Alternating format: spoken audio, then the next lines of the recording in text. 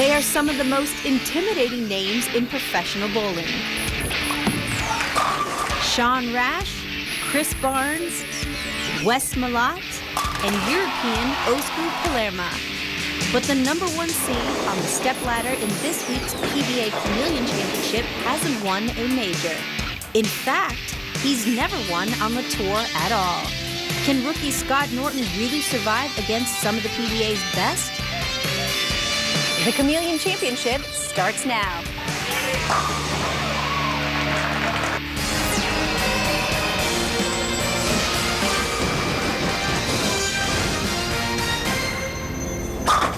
Over 250 professional bowlers from 14 different countries, bowling on 5 different oil patterns, have invaded Las Vegas to be part of an event unlike any other in sports.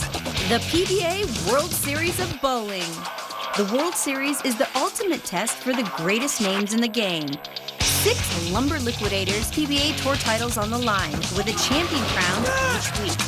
It all leads up to the main event, January's PBA World Championship, the first major of the season. It's the PBA versus the rest of the world. The World Series of Bowling continues right now. We welcome you to Las Vegas for the 3rd installment of the PBA season opening World Series of Bowling. Today, coming your way from South Point Casino and Hotel, it's 4 power righties and a newbie lefty in the Chameleon Championship. And glad you're spending part of your Sunday with us. Rob Stone joined by soon-to-be PBA Hall of Famer Randy Peterson. Kimberly Pressler will join us momentarily. Today's show kind of divided into 2 camps. Camp #1 is full of big, burly, nasty throwing righties. A lot of power. Sean Rash, Chris Barnes, Wes Malott, Osku Palermaa. Nothing but power on that side. This oil pattern really took a beating this week. Now on the flip side, all those nasty guys are chasing one guy, today's lone lefty, Scott Norton. Bowling is in this guy's DNA, and you may be watching this year's PBA Rookie of the Year in action. Great genes. His mother, Virginia, is a Hall of Famer. Scott Norton looking to follow in her footsteps. Tall order, being on television for the first time. We've seen it before. How is he going to manage the nerves? Can he pull it off? Is he going to have a good enough look on the left side? He's the only guy that's out there, so it's going to be feast or famine for him. Scott Norton in the #1 slot. Here's Mike J with the introductions. The #4 player is a 4-time PBA Tour champion, including 1 major, from Wichita, Kansas, Sean Rash. Well, we talked about there's kind of 2 camps to today's show, Randy. I think there's 2 Sean Rash camps as well. You love him or you hate him? Well, then there's the one that shows up and is mistake-free, like he was early in his career. And then there's the one we've seen as of late, which had trouble making spares. Kimberly will have more on that in a moment. Here's Rash to open us up. And a strong start from Sean Rash. Just for the record, I fall into the I like Sean Rash camp. So do I. I'm deep into it. And here's our #5 seed. The #5 qualifier finished 5th in the 2004 U.S. Open at the age of 20, representing Finland, the Big O, Osku Palermaa. Well, Jason Belmonte gets most of the two-handed attention, deservedly so, but this guy, when he is on with his two-handed style, it is just flat out fun to watch. And that's not just the trick shows either.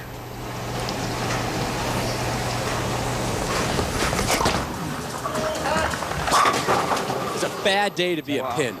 A bad day to be a pin. They'll have to be replaced after this show.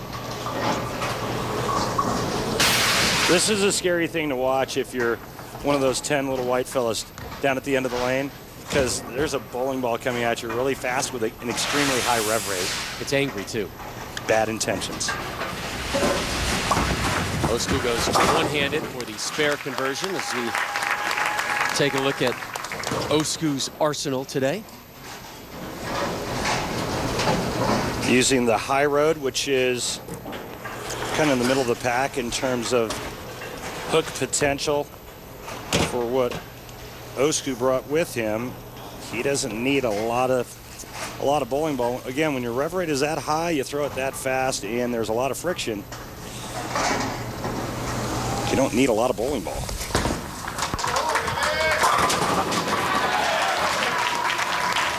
And then sometimes you wonder when his ball hits the pins, how does any pin really have a chance of standing up, really?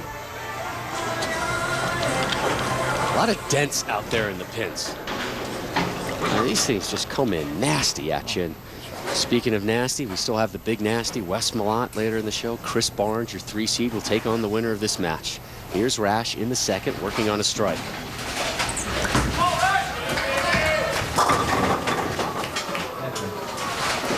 Sean Rash is no stranger to power either, and he uses 2 fingers and a thumb. So, you know, you watch this swing here. It's a beautiful swing in line with the wrist cupped, and then just the full extension at the bottom of the swing, uncupping of the wrist, creating that forward end over end revolution. And he's got plenty of revs to back it up.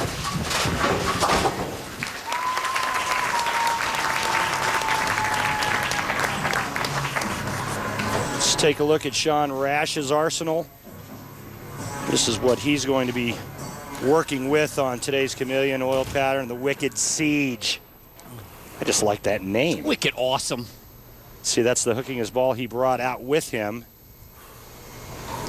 He can go all the way down to very little bowling ball in that avalanche slide.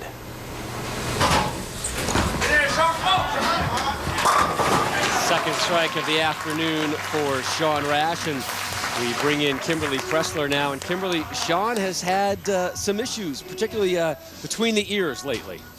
That's right, Rob. Well, Sean Rash is just 28 years old, but he's made his mark on the PBA Tour. He's confident, and some would even say cocky player. He's got 4 titles, even a major to his name. But at last year's World Series, he made some critical mistakes in 2 of his television appearances. Last year was, it was up and down. You know, it was definitely up and down, but I made 3 shows. My first match was against Ronnie Russell, and I thought I was shut out, and I shot to spare, and I missed all 4 of them for 170. Now he doesn't even need count. Idiot. Just lack of focus and just upset that I made so many good shots in a row, and then I finally threw one bad, and I had to shoot right back up from bowl against Mike Devaney. The toughest thing was, you know, shooting spares on that show. If you feel frames in that tournament last year, you won the title. People don't realize how hard it really is out here. You know, spare shooting's premium. It wasn't a split. Last year definitely was humbling because it wasn't a great season because I didn't win. For 2 years in a row, I haven't won now. And it's frustrating. I mean, it really is. People think I'm cocky, and I consider it confidence. You know, I'm a confident person, and like I said before, I don't think I'm not going to win. Otherwise, I wouldn't be here. Sean telling me today he's learned a lot about last year, went back to the basics, and found out how good he was and how good he can be when he is mentally strong. And when we return, we'll tell you about the frantic last 24 hours in Sean's life. This is the PBA World Series of Bowling on ESPN.